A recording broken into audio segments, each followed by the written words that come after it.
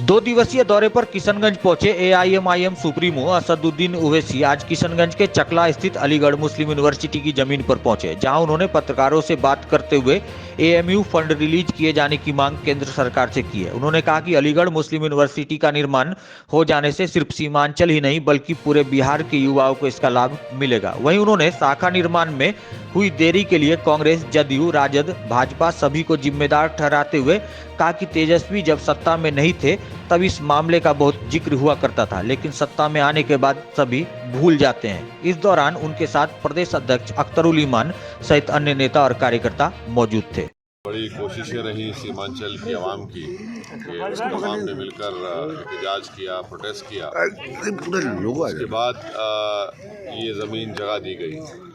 पर अफसोस की बात यह है कि यूपीए की चेयरपर्सन साहिबा को बुलाकर इसका इफ्तिताह हुआ, इनॉग्रेशन हुआ, उसके बाद से यहाँ पर काम शुरू नहीं हुआ।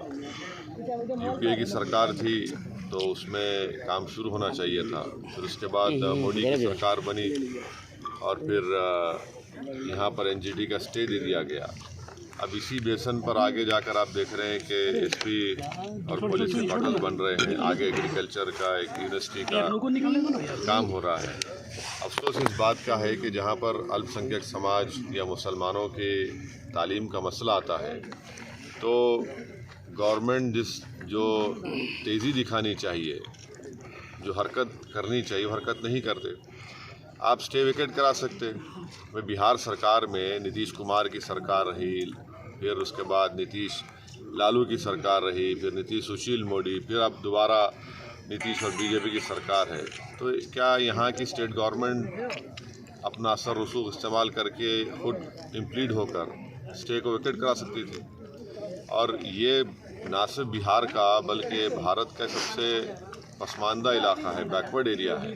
और यहाँ पर अगर एएमयू के कैंपस का काम नहीं शुरू होगा तो बहुत गलत बात है। तो मैं ये डिमांड करता हूँ कि हमारे मोदी सरकार और देश के प्रधानमंत्री और नीतीश कुमार यहाँ के मुख्यमंत्री हैं, वो फ़ौरन इसका नोट लें और यहाँ पे जल्द से जल्द एएमयू के कैंपस का काम शुरू करवाएं।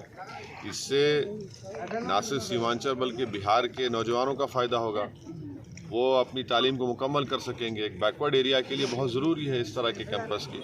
अफसोस इस बात का है कि ये भी डस्टबिन में पड़ा हुआ है मसला और उस पर कोई एक्शन नहीं लिया जा रहा है। तेजस्वी डिप्टी सीएम थे, जब कभी भी विधानसभा के चुनाव थे तो बड़ा उसका जिक्र हुआ, और जैसा सत्ता में आते सब भूल जाते हैं सीमांचल के इलाके को। दोनों हैं, वो जब केंद्र में उनकी सरकार थी तो उनको चाहिए था कि काम शुरू करवा देते बजट देकर।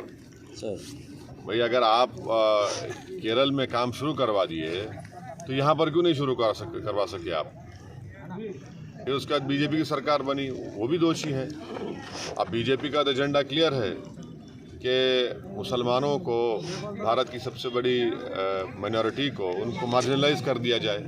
अब एक डेलिब्रेट सिस्टमिक मार्जिनलाइजेशन चल रहा है, उसी का हिस्सा है। मगर जो लोग उनके साथ हैं, जो सेकुलरिज्म की बातें करते हैं, जो वोट तो ले लेते हैं सीमांचल की जनता का, उसके बाद भूल जाते हैं। तो इसमें तीनों दोषी हैं, चाहे तेजस्वी हो, हमारे प्रधानमंत्री नरेंद्र मोदी हो, या फिर अभी मौजूदा चीफ मिनिस्टर जनाब नीतीश कुमार हो। सर क्यों आएंगे यहाँ पर? यहाँ पर कैसे आएंगे वो? यहाँ पर तो आकर उन्होंने झूठ बोला था हाँ कि सीमांचल डेवलपमेंट काउंसिल बनाएंगे। ठाकुरगंज के सभा में कहा था, उसके बाद भूल गए। कौन सी न्याय की बात कर रहे हैं? इन्हीं की ये भी जिम्मेदार है। इन्हीं की वजह से आज बीजेपी आरएसएस सत्ता में आ गई बिहार में। हम चुनाव लड़ते हैं तो हम पर उंगलियां उठाई जाती हैं। आपने तो यहाँ पर सत्ता दे दी बीजेपी को, आप ही की गलतियों की वजह से। आप भी जिम्मेदार हैं भाई। पलटू और मास्टर से नीतीश कुमार है, नहीं है, तीनों भी हैं। नरेंद्र मोदी हैं और तेजस्वी, तीनों हैं। हम लोग 2019 में सिर्फ किशनगंज की पार्लियामेंट की कॉन्स्टिट्यूंसी से हम इलेक्शन लड़े थे।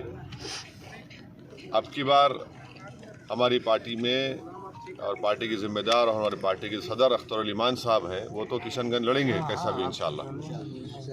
और अख्तर भाई का बोलना ये है कि हम सिर्फ किशनगंज की हद तक अपने आप को महदूद ना रखें, बल्कि और भी 3-4 पार्लियामेंट की कॉन्स्टिट्यूंसी पर उन्होंने हमसे कहा है। कल हमारी रात में बहुत डिटेल में बात हुई, तो इंशाल्लाह हम बैठकर इस पर बातचीत करेंगे और फैसला लेंगे। अभी झारखंड का भी एक डेलीगेशन आया था, इसमें वहाँ पर हमारे झारखंड के प्रेसिडेंट ने कहा कि सर वहाँ पर भी पार्लियामेंट की सीट पर उन्होंने 2-3 सीट बताई है, तो हम उस पर बैठेंगे, बात करेंगे, डिस्कशन करके फैसला लेंगे।